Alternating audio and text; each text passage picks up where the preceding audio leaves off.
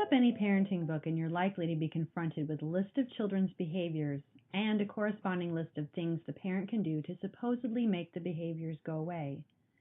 Parents spend millions of dollars on quick fixes, books and devices that promise their child will sleep through the night, improve in school, or move out of the house in a timely manner. Many of these resources promise short-term solutions without looking at the long-term relationship between a parent and child. Unfortunately, many parenting books are not based upon science, nor are they based upon relationship. And science and intuition have both told us that there is nothing more important than relationship. Most parenting information aims to make behaviors that we don't like go away, rather than looking at the long-term consequences of how we're attempting to change those behaviors and what those attempts will do to the relationship over the long haul. Standard parenting advice leads parents down the path of disconnection rather than connection in relationships. Disconnection is rampant in our society, particularly with the consistent focus on children's behaviors and making specific behaviors go away. The amount of stress in daily lives in most U.S. families, today's family members have more trouble connecting with each other than family members of the past did. We have multiple opportunities every day to connect with our children, yet instead we often choose to connect with technology, phones, television, and computers, just to name a few. It isn't that we don't love our children or we don't want to be with them.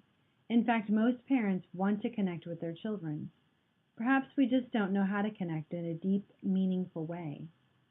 In addition, our families are also quite isolated from other families, and we do not have the same community for raising our children as past generations commonly did.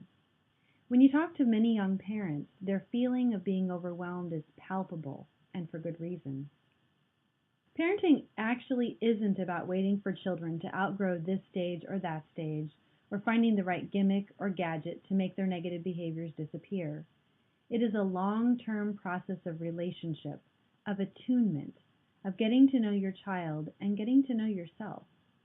We all want good relationships with our children, but we are often unsure what these relationships look like or how to get to them from where we are right now.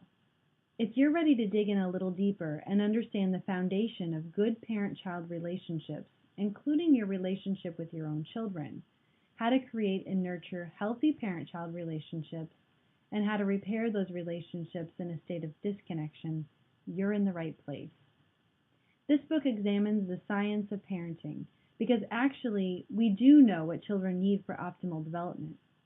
This book is also a compilation of what I've learned on my own parenting journey and from my work with hundreds of families over the past 20 years in various capacities.